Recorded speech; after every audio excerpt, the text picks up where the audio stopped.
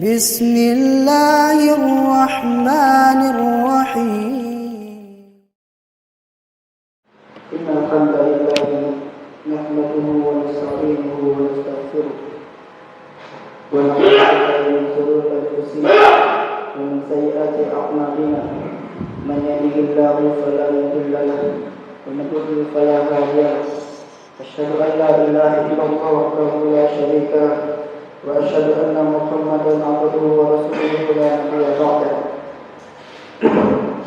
يا أيها الذين آمنوا اتقوا الله حق تقاته ولا تموتن إلا وأنتم مسلمون يا أيها الناس اتقوا ربكم الذي خلقكم من نفس واحدة وخلق منها زوجها وبث منهما رجالا كثيرا ونساء واتقوا الله الذي تساءلون به والأرحام إن الله كان عليكم رقيبا أما بعد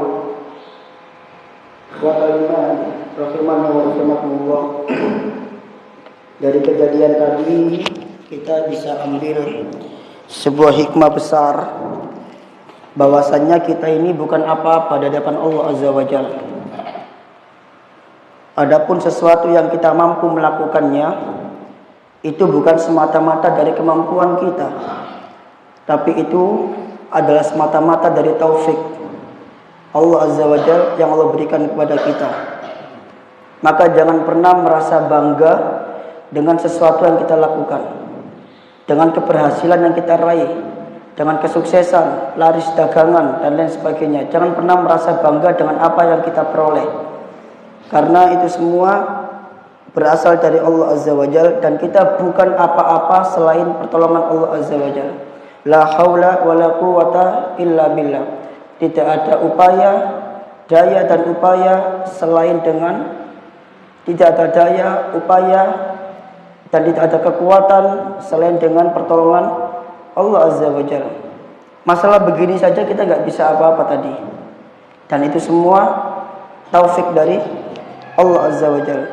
Maka hendaklah kita semua senantiasa meminta kepada Allah at-taisir, kemudahan dari Allah Azza wa Jalla. Karena kita bukan apa-apa tanpa pertolongan Allah. Kita bisa sholat, bahkan kita bisa hadir di majelis ilmu ini, itu karena taufik dari Allah Azza wa Jalla, karena hidayah, karena rahmat dari Allah. Kalau seandainya Allah nggak memberi taufik, Allah nggak memberikan hidayah, Allah nggak memberikan rahmat, tentu sekarang kita tidak akan bisa hadir di majelis ilmu. Maka senantiasa minta at-taisir, kemudahan dari Allah, istiqomah, keistiqomahan, as-sabat, ditetapkan langkah-langkah kita di atas kebenaran, wassadat, diberikan keistiqomahan dalam berjalan di atas kebaikan. Ikhwatal iman rahimani wa rahimakumullah, kita sampai di hadis ke-16, dan ini ada pada bab uquqil walidain, bab durhaka kepada kedua orang tua. Haddatsana qala al-muallif rahimahullah, muallif rahimahullah mengatakan haddatsana Muhammad bin Salam qala, telah menceritakan kepada kami Muhammad bin Salam, ia berkata, akhbarona Jarir, telah mengabarkan kepada kami Jarir, an Abdul Malik bin Umair, dari Abdul Malik bin Umair, an Warrad katibul Mughirah bin Syu'bah, dari Warrad, dari Warrad katibul Mughirah bin Syu'bah, yakni apa istilah kita tukang catat itu? Apa? Sekretarisnya Mughirah bin Syu'bah. Qala, dia berkata, kataba Muawiyah ilal Mughirah. Muawiyah menulis surat kepada Al-Mughirah bin Syu'bah radhiyallahu anhu. Kata Muawiyah dalam surat tersebut, uktub ilayya, tulislah untukku, bima, dengan apa-apa, sami'ta, yang telah engkau mendengar, min Rasulillahi sallallahu alaihi wasallam, dari Rasulullah sallallahu alaihi wasallam.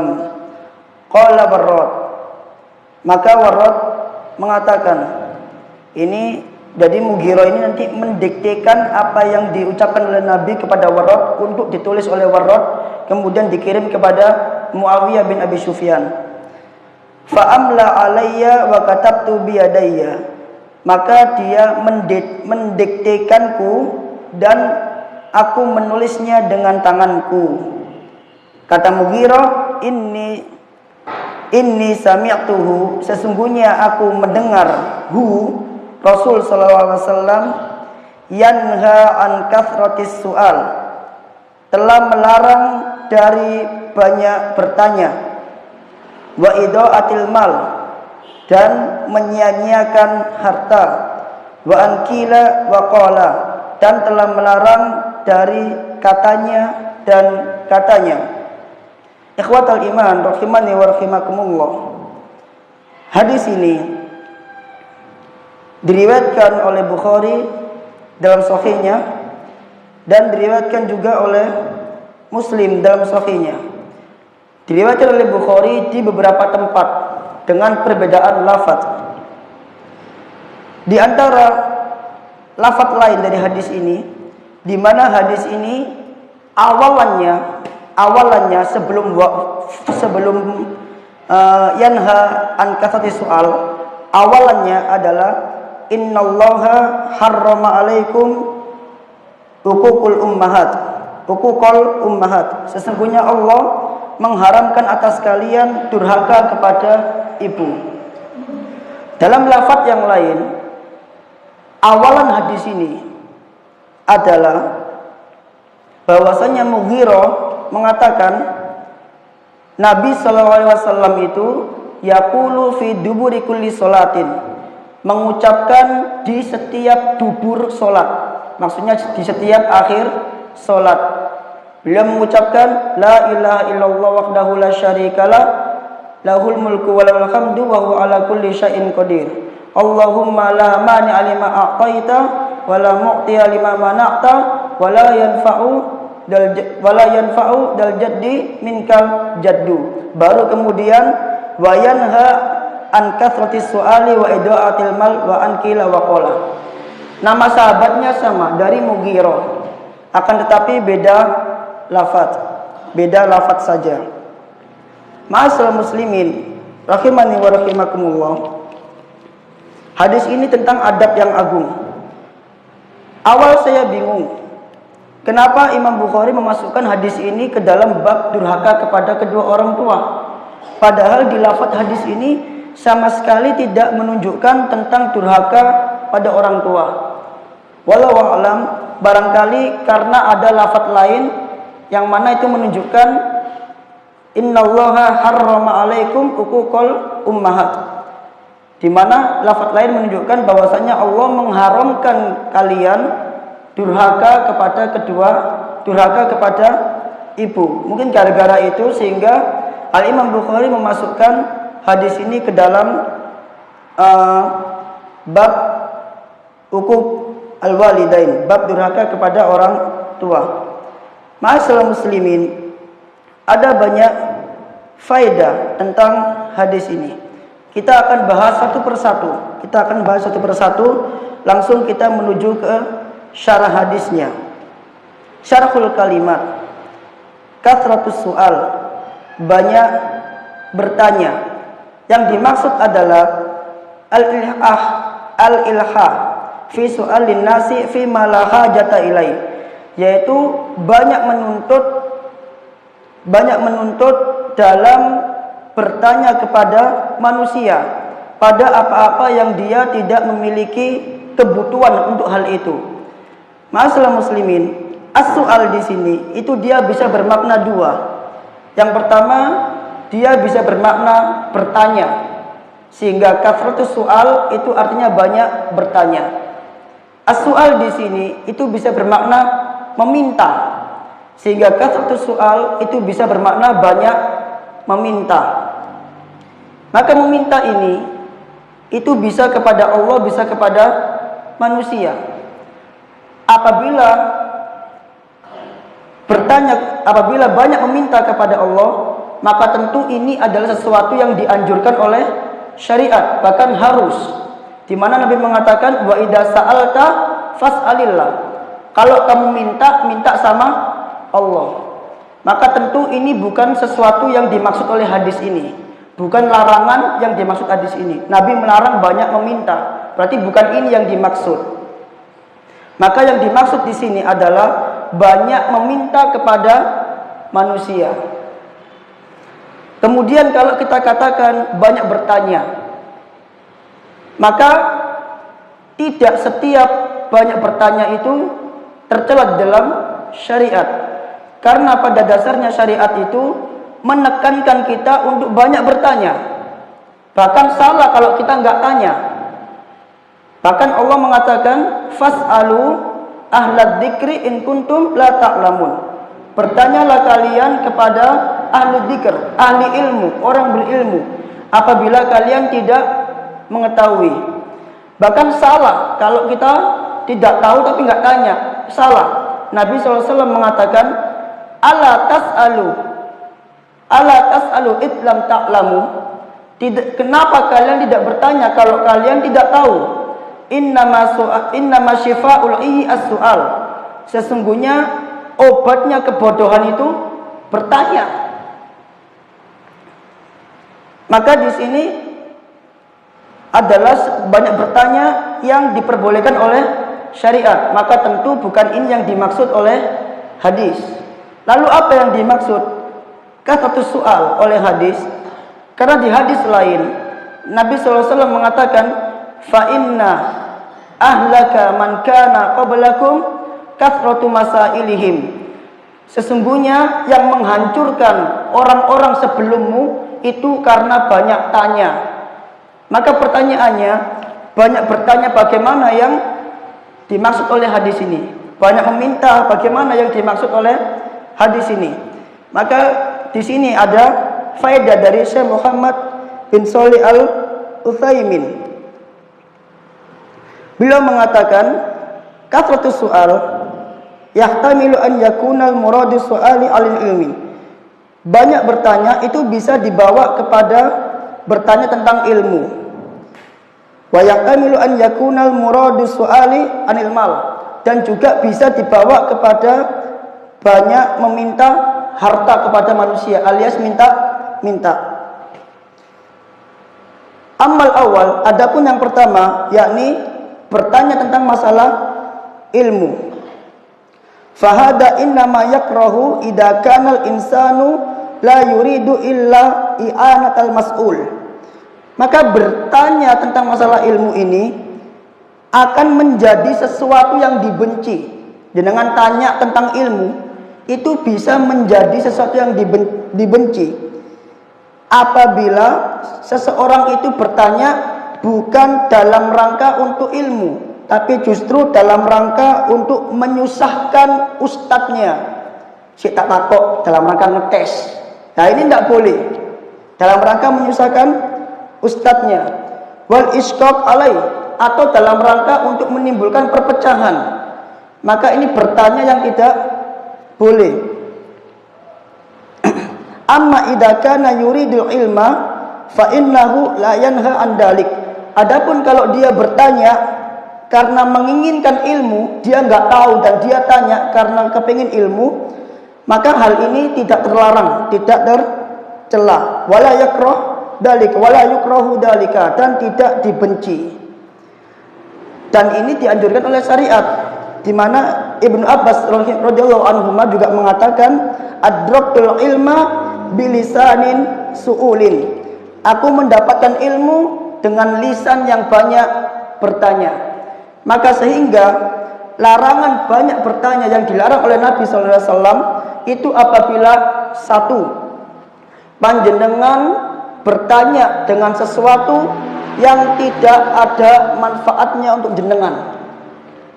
Yang kedua, panjenengan bertanya sesuatu dalam rangka mendebat. Yang ketiga, panjenengan bertanya sesuatu yang seandainya sesuatu ini dijawab itu akan memberatkan orang lain, akan muncul syariat baru memberatkan orang lain. Sebagaimana dahulu Nabi SAW pernah mengatakan, sesungguhnya Allah mewajibkan atas kalian haji. Maka para sahabat tanya, ya Rasulullah, aqul la amin, apakah setiap tahun wajib haji? Maka Rasul tidak menjawab pertanyaan tersebut. Terus dia bertanya 2 kali, bertanya 3 kali. Maka Rasul mengatakan, kalau seandainya aku jawab pertanyaanmu dengan mengatakan iya wajib tiap tahun, maka hal itu akan memberatkan dirimu. Maka banyak bertanya di sini adalah jangan bertanya sesuatu yang apabila dijawab itu justru akan memberatkan diri kita. Sehingga jenengan hanya boleh melakukan 2 hal. Bertanya sesuatu yang bermanfaat bagi penjenengan atau orang lain, atau bertanya sesuatu yang sekiranya pertanyaan itu tidak memberatkan ustadz tersebut atau orang yang ditanya. Kemudian yang kedua, kalau seandainya kasratus soal di sini diartikan dengan banyak meminta, maka Syekh Muhammad Al-Utsaimin mengatakan bahwa su'alul mali, yaitu banyak meminta harta, jaluk-jaluk. Kata Syekh, fa inna kathratas su'ali qad talhiqul insanu bi ashabi syuhi wat tama'. Karena sesungguhnya banyak minta itu justru akan menjadikan seseorang itu memiliki sifat kikir dan rakus. Dijaluin terus, jaluk, akhirnya dia akan rakus dan dia akan menjadi kikir. Walihada la yajuzu lil insani su'alul mal. Oleh karenanya tidak boleh bagi seseorang meminta harta, minta duit illa indal haja, kecuali dia ada keperluan yang mendesak. Maka dia boleh minta-minta. Selama dia tidak memiliki keperluan yang mendesak, maka dilarang meminta. Berdasarkan hadis ini, kathratus su'al, banyak meminta. Kemudian saya melanjutkan, saya langsung baca terjemahannya aja ya, biar cepat. Atau misalkan panjenengan melihat orang yang dimintain itu nggak punya duit, ya jangan minta sama dia, kata Syekh Al-Utsaimin. Nggak punya duit kok dimintain, itu akan membuat dia mangkel, ya kan? Tapi kalau seandainya panjenengan memiliki teman yang dia gemar sedekah, teman dekat, kemudian panjenengan minta kepada dia suatu hajat atau suatu keperluan, dan panjenengan tahu bahwa orang ini kaya dan mampu, maka kata Syekh fahada la ba'sa bih, maka ini nggak ada masalah. Adapun apabila perkaranya sebaliknya, yakni dia nggak punya duit, atau dia itu orang yang bukan gemar sedekah, kaya tapi kikir, maka kata Syekh fala yajuzu antas ala, maka tidak boleh engkau minta illa indat darurah, kecuali kebutuhan yang terdesak, maka panjenengan boleh minta. Kemudian yang kedua, idaatul mal. Idaatul mal ini artinya menghambur-hamburkan harta. Ay tabdiruhu, yakni menghamburkannya. Wasarfuhu, dan membelanjakannya. Fi ghairi wajhil ma'dun, pada jalan yang tidak diizinkan. Fihi syar'an, oleh syariat. Wa adamul ihtimam bi hifdhihi, dan tidak adanya penjagaan atau perhatian dalam menjaga harta. Maksudnya adalah panjenengan membelanjakan harta yang mana ketika panjenengan itu membelanjakan itu bukan pada jalan yang dibolehkan oleh syariat, sehingga hal itu masuk ke dalam tabdir. Tabdir itu apa? Membuang-buang harta, dan masuk ke dalam israf, berlebih-lebihan. Dan kedua sifat ini dilarang oleh Allah Azza wa Jalla. Allah berfirman dalam surah Al-A'raf, wa kulu washrabu wa la tusrifu. Makanlah dan minumlah dan janganlah engkau berlebih-lebihan. Innallaha la yuhibbul musrifin. Sesungguhnya Allah tidak menyukai orang yang berlebih-lebihan. Artinya makan sekedarnya, minum sekedarnya, jangan berlebih-lebihan. Dan masuk ke dalam takdir. Dan Allah larang takdir. Allah katakan, wala tubaddir tabdira. Janganlah engkau membuang-buang harta dengan takdir. Fa innal mubaddirina kanu ikhwana syayatin. Karena sesungguhnya al-mubaddirin, orang yang membuang-buang harta yang bersifat takdir, itu adalah saudaranya syaitan. Pertanyaannya, takdir itu yang kayak gimana sih Pak? Takdirnya kayak gimana? Ibnu Mas'ud mengatakan takdir itu adalah al-infaq fi ghairi haqqin. Engkau membelanjakan harta pada sesuatu yang tidak benar. Untuk maksiat misalkan, atau untuk menghalang-halangi jalan Allah, sebagaimana yang dilakukan oleh orang-orang kafir Quraisy. Mereka menginfakkan harta untuk menghalangi orang-orang dari jalan Allah. Itu namanya takdir. Atau kata Mujahid, lau anfaqa insanun malahu kullahu fil haqqi lam yakun mubaddiran. Kalau seandainya seseorang itu mengeluarkan hartanya semuanya, tapi dia keluarin hartanya itu pada jalan yang benar, pada sesuatu yang dibenarkan oleh syariat, maka ini tidak dinamakan mubaddir. Dinamakan mubaddir adalah ketika seseorang anfaqa malahu, dia menginfakkan hartanya, membelanjakan hartanya fi ghairi haqqin, pada sesuatu yang tidak benar, maka ini dinamakan mubaddir. Artinya mubaddir itu panjenengan mengeluarkan harta pada sesuatu yang tidak diizinkan oleh syariat dan pada sesuatu yang panjenengan tidak butuh itu. Kalau panjenengan tidak butuh, kenapa harus dibeli? Nanti maksudnya ke dalam takdir. Membelanjakan harta kepada sesuatu yang benar itu adalah apabila panjenengan butuh, sehingga tidak masuk ke dalam takdir atau israf. Adapun Syekh Muhammad bin Shalih Al-Utsaimin, beliau mengatakan, fa huwa badalal insanu lahu fi ghairi faidatin la diniyatin wala dunyawiyatin. Yaitu orang membelanjakan hartanya pada sesuatu yang enggak ada faedahnya. Kalau enggak punya manfaat ya jangan dibeli. Masuk ke dalam takdir idaatul mal, nanti membuang-buang harta, dan itu dilarang oleh Nabi sallallahu alaihi wasallam.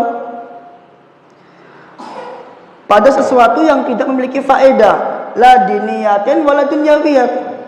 Tidak pula faedah dalam agama, tidak pula faedah dalam dunia. Jadi kalau panjenengan membeli sesuatu, prinsipnya adalah pastikan yang panjenengan beli itu satu, jenengan butuh itu. Yang kedua, apa yang jenengan beli itu memang membawa manfaat untuk panjenengan, baik agama maupun dunia. Adapun kalau sesuatu itu jenengan tidak butuh atau belum butuh, jangan dibeli dulu, ditahan agar tidak masuk ke dalam idaatul mal, membuang-buang harta pada sesuatu yang tidak pada tempatnya. Atau kalau panjenengan melihat ini barang nggak ada manfaatnya, ya jangan dibeli. Maka jenengan boleh membeli sesuatu itu dua, sesuatu itu bermanfaat buat agama jenengan atau dunia jenengan, atau sesuatu itu apa saya katakan tadi? Saya kok dari lupa. Atau sesuatu itu jenengan butuhkan, itu baru tidak masuk ke dalam bentuk takdir atau idaatul mal. Mengapa demikian? Fal malu qiyamul linnas, karena harta itu adalah pokok kehidupan bagi manusia. Taqumu bihi masalihu dinihim wa dunyahum, yang mana dengan harta itu akan tegak kemaslahatan agama dan dunia. Jadi benar-benar untuk maslahat agama dan dunia. Kalau nggak ada maslahatnya jangan dibeli. Jangan punya HP, HP-nya belum rusak, masih bisa dipakai. Buat apa beli lagi yang baru? Kan ini masih bisa.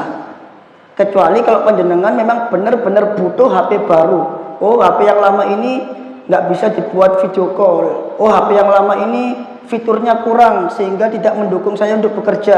Fadol jenengan beli HP baru. Tapi kalau HP lama ini masih bisa dipakai, semuanya fungsi, mencukupi, maka jangan beli HP baru. Ini bentuk penjagaan Islam terhadap harta. Fa idza badalahul insanu fi ghairi dzalika fahada idatul lahu. Kata Syekh, maka apabila seseorang itu mengeluarkan hartanya pada sesuatu yang tidak ada manfaat bagi agama dan dunia, maka ini adalah bentuk menghambur-hamburkan harta. Dan lebih tercela lagi, kata Syekh, lebih tercela lagi kalau sampai dia menghamburkan hartanya atau mengeluarkan hartanya pada perkara yang haram. Rokok akan menjadi lebih tercela. Pada yang gak manfaat aja tercela, pada yang gak butuh aja bisa tercela, apalagi pada sesuatu yang haram, maka lebih tercela lagi. Semisal rokok, khamr, dan lain sebagainya. Maka kalau sampai seseorang itu membelanjakan harta tersebut pada sesuatu yang haram, maka dia akan tersandung dua kasus, kata Syekh. Akan terjerat dua akibat. Yang pertama, dosa menghambur-hamburkan harta. Yang kedua, dosa melakukan sesuatu yang haram. Dosane double. Kalau sampai dia melakukan sesuatu, mengeluarkan harta pada sesuatu yang haram, dosanya double. Dan yang terakhir, saya tambahin dikit, yang ketiga, hartanya tidak berkah. Jenengan tahu bagaimana cara membedakan harta berkah sama nggak berkah? Tahu nggak? Apa patokan dikatakan ini berkah, ini nggak berkah? Apa patokannya? Ucapan bagus dari Syekh Muhammad bin Shalih Al-Utsaimin, bagus banget.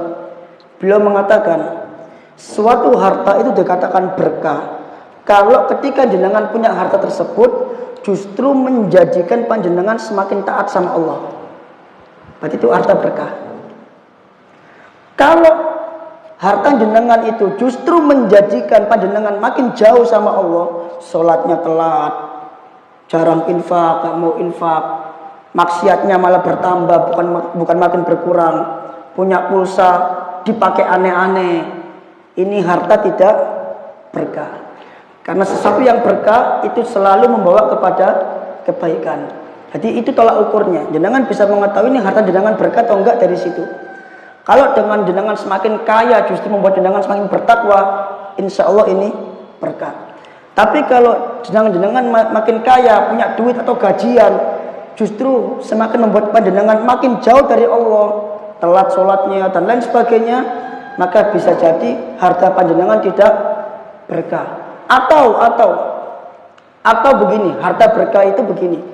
Jenengan punya harta, kok entek cepet, dapat gaji 5 juta, meroblos hilang. Ini bisa jadi indikasi tidak berkah. Karena sesuatu yang berkah itu kadangkala mendapat sedikit tapi cukup buat semuanya, padahal itu sedikit. Nah, sesuatu yang nggak berkah itu adalah sesuatu kadangkala mendapat banyak tapi kok kurang aja, kok nggak cukup. Nah, ini bisa jadi tidak berkah. Makanya yang diminta oleh Nabi SAW kepada Allah Azza wa Jalla itu bukan minta agar diberi kekayaan yang banyak, tapi yang Nabi minta itu agar diberi al-kafaf, kecukupan. Artinya sesuatu yang banyak kalau nggak cukup, apalah artinya? Mending sesuatu yang sedikit tapi cukup. Ini masalah idaatul mal. Kemudian masalah kila waqala. Kila waqala, katanya dan katanya. Maksudnya apa? Saya mau pakai ini aja. Ucapannya Imam Nawawi aja. Ucapannya Imam Nawawi. Kila waqala itu al-haditsu bikulli ma yasma'uhu, yaitu panjenengan membicarakan semua hal yang jenengan dengar. Si fulan ngomong A, diomongno. Si fulan ngomong B, diomongno. Setiap yang jenengan dengar langsung panjenengan ngomongkan. Itu yang pertama. Kemudian jenengan ngomong kila kada wa qala fulan kada, dikatakan begini, fulan mengatakan demikian, ini namanya kila wa qala. Mimma la ya'lamu sihhatahu, pada apa-apa yang panjenengan enggak tahu bener enggaknya. Yang dikatakan fulan ini bener apa enggak, jenengan enggak tahu, tapi jenengan sampein aja ke orang lain, enggak ngurus, bener salahnya enggak dilihat. Pokoknya fulan ngomong A, tak sampai no A, tanpa dipikir dulu ini bener apa enggak. Wala yadunnuha, dan jenengan tidak punya prasangka terhadap ucapan tersebut.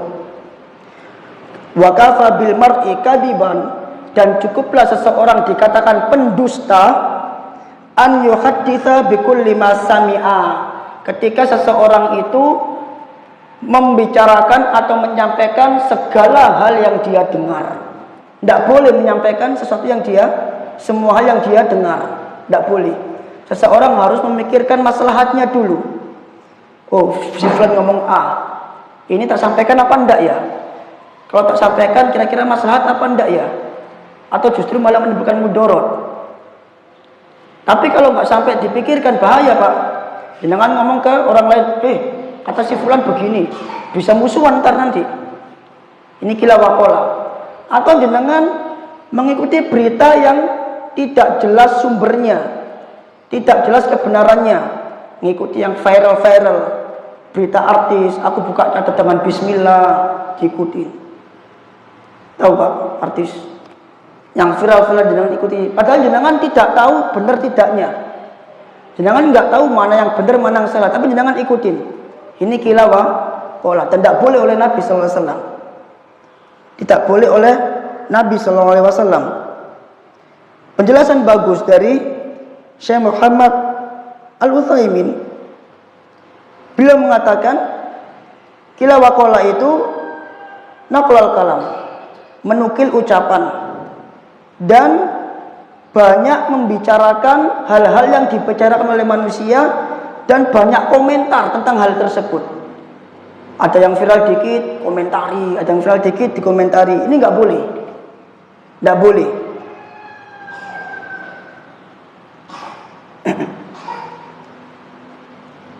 Lebih-lebih kalau apabila dia menukil ucapan tersebut dalam rangka membantah ahlul ilmi. Nah, ini nggak boleh juga.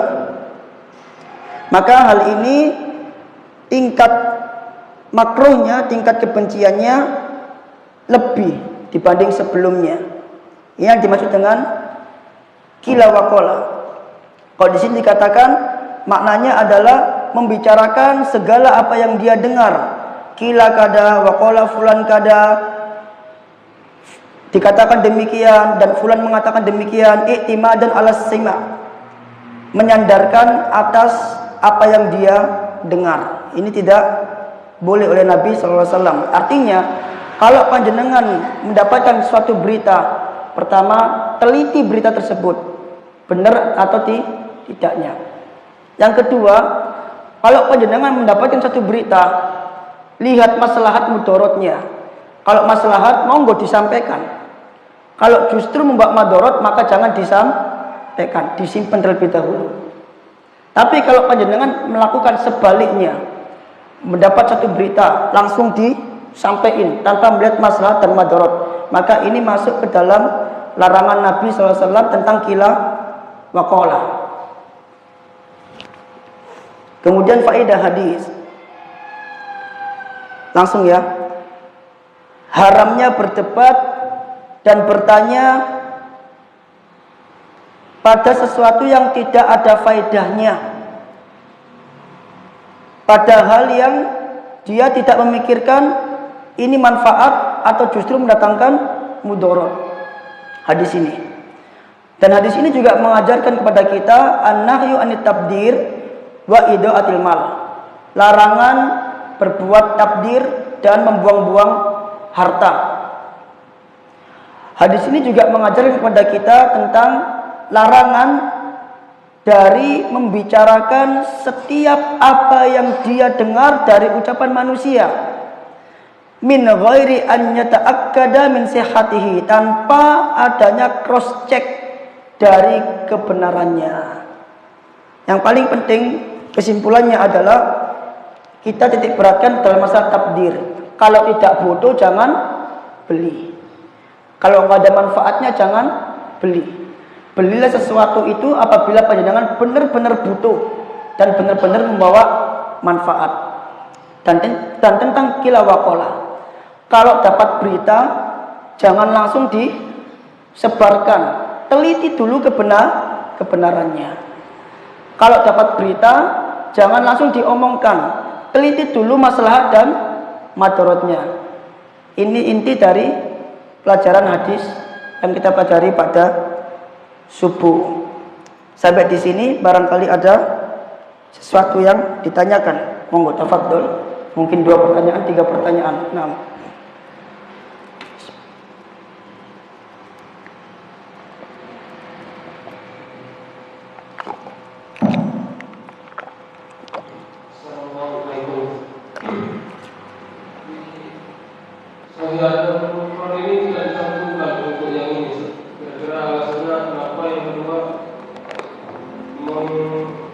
Menghadapi orang yang kami minta di jalan, kita nggak tahu ya apakah mereka itu, kadang kita lihat mereka ini masih kuat, masih gagah, terus meminta-minta atau mengemis.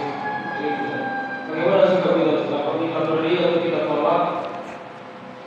Kemudian kadang-kadang mereka itu akan banyak yang disebutkan itu, mereka itu mengumpulkan harta dan mereka itu lebih kaya dari orang yang mereka pintar. Nah, jazakallahu khair.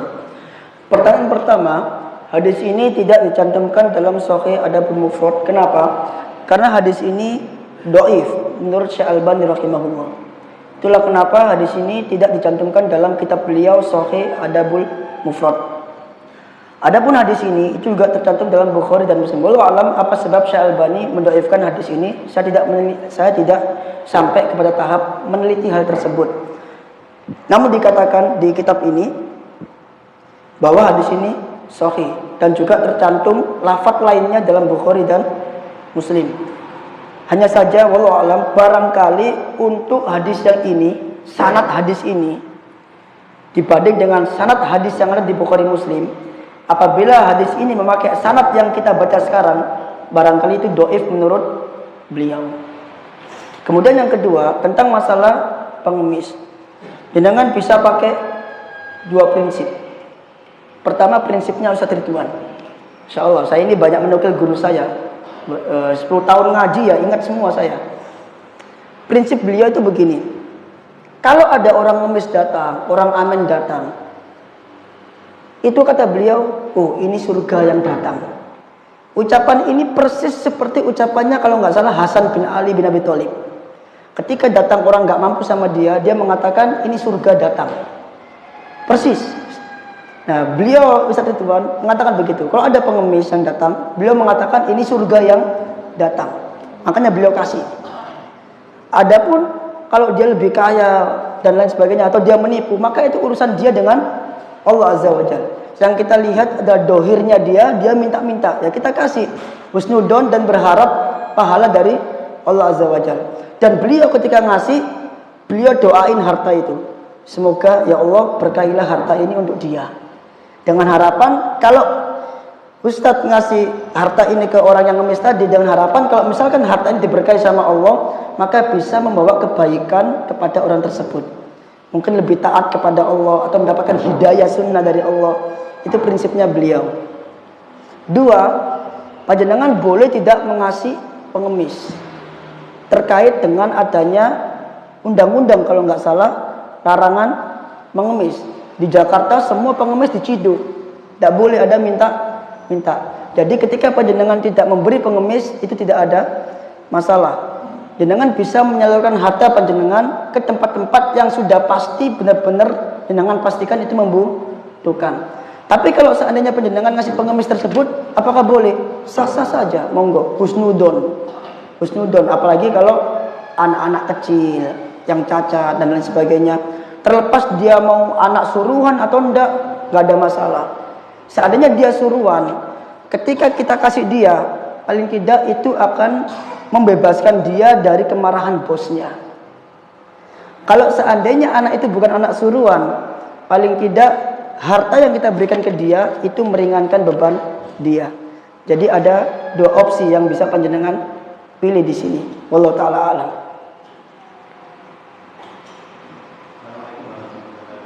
Salam.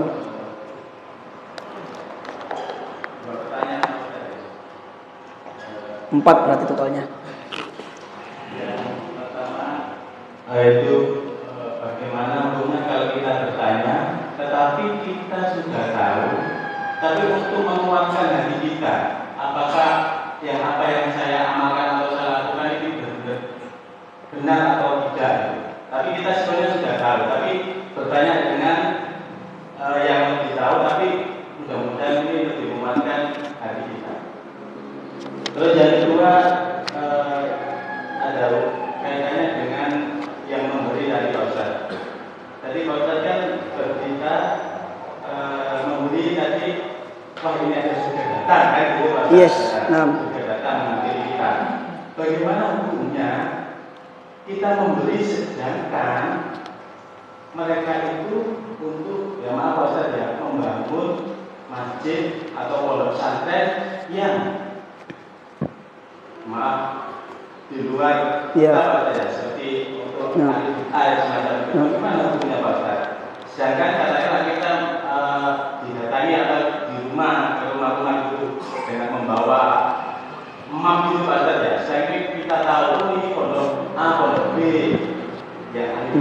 Bagaimana hukumnya Pak Ustaz? Baik. Waalaikumsalam warahmatullahi wabarakatuh. Yang pertama, di antara bertanya yang dibolehkan adalah jenengan bertanya dalam keadaan jenengan sudah tahu, tapi jenengan bertanya itu dalam rangka agar orang lain ikut tahu. Karena nggak ada yang tanya, Ustaz takok ae, agar jawaban Ustaz ini membuat orang lain itu tahu. Jenengan udah tahu, tapi jenengan tanya dalam rangka untuk memberi faedah kepada orang lain dengan jawaban Ustaz, maka itu nggak apa-apa. Kemudian bertanya untuk meyakinkan hati. Itu sebagaimana dilakukan oleh Nabi Ibrahim alaihissalam ketika dia mengatakan wa id qala Ibrahim Rabbi arini kaifa tuhyil mauta. Wahai Tuhanku, tunjukkan kepadaku bagaimana engkau menghidupkan sesuatu yang mati, menghidupkan orang mati. Dia tanya kan? Tanya enggak ini? Tanya. Nah kata Allah, awalam tu'min, apa aku enggak beriman? Nah kata Ibrahim, dia beriman tapi walakin liyatma'inna qalbi, akan tetapi dalam rangka meyakinkan hatiku biar lebih mantap lagi imannya. Nah ini tidak ada masalah. Jadi bertanya sesuatu yang jenengan tahu tapi jenengan tanyakan lagi dalam rangka untuk memastikan. Maka ini boleh. Dalam rangka untuk cross check, maka itu boleh. Bahkan ini memang harus dilakukan karena khawatirnya ketika Ustadz menyampaikan dari sekian banyak yang hadir itu datang dengan pemahaman yang tingkat pemahaman yang berbeda-beda. Maka perlu adanya cross check. Apakah yang saya pahami ini sudah sesuai dengan apa yang Ustadz sampaikan? Maka ini penting. Jangan sampai Ustadz inginnya A tapi jenengan memahaminya B, musibah. Terjadi fitnah nanti. Demikian juga dengan jenengan mencatat. Itu jenengan perlu cross check. Apakah catatan jenengan ini sesuai dengan apa yang Ustadz sampaikan atau enggak sesuai? Karena banyak orang itu mencatat tapi ternyata catatannya salah dengan apa yang diucapkan oleh Ustadznya. Makanya murid-muridnya Syekh Al-Utsaimin, muridnya Syekh bin Baz ketika selesai mencatat mau dicetak jadi buku itu distorkan dulu ke syekhnya. Ketika di ACC diterbitkanlah cetak seperti ini, Syarah Riyadhus Shalihin ditulis oleh Muhammad bin Shalih Al-Utsaimin. Ini Syekh Al-Utsaimin enggak nulis.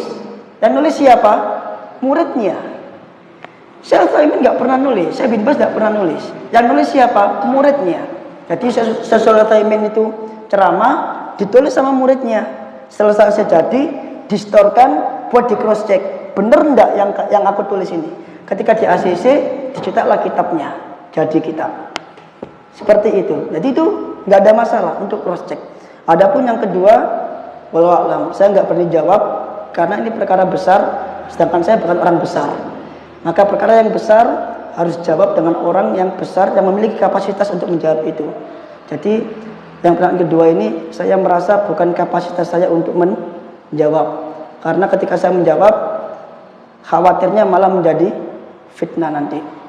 Jadi yang kedua ini silakan tanya kepada ustadz-ustadz yang punya kapasitas lebih besar dan punya kekuatan untuk menjawab itu. Adapun saya punya keyakinan, tapi tidak setiap pertanyaan harus saya jawab dengan apa yang saya yakini.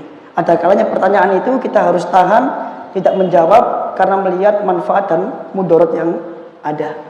Wallahu a'lam. Itu yang kedua menurut saya. Nah, yang lain terakhir. Insyaallah.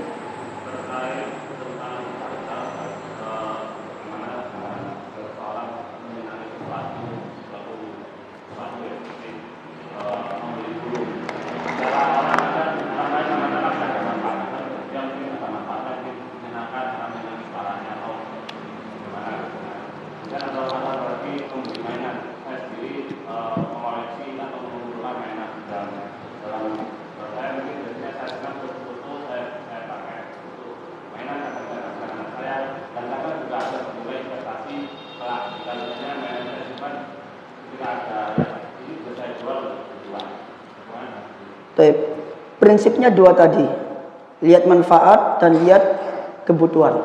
Terus yang ketiga, di kitab ini dikatakan, kalau seseorang itu membelanjakan hartanya untuk perkara-perkara yang sifatnya mubah berarti boleh, baik manfaat maupun nggak manfaat, itu mubah. Perkara yang sifatnya mubah dan dia mampu untuk membelinya. Dan ketika membeli itu sama sekali tidak memberatkan dirinya, maka ini tidak termasuk ke dalam bentuk israf, berlebihan. Dikatakan israf apabila dia membeli sesuatu tapi dia nggak mampu beli itu dan dia memaksa dirinya untuk membeli itu, maka ini masuk dalam bentuk israf. Tapi poin yang ketiga ini kembalikan kepada kaidah yang dua kaidah di awal tadi. Kalau sekiranya menurut panjenengan ada manfaat, kalau orang lain mah, penilaian orang lain mah itu urusan orang lain, pandangan orang lain beda-beda, ya kan? Ada yang menilai baik, ada yang menilai buruk, itu terserah orang lain.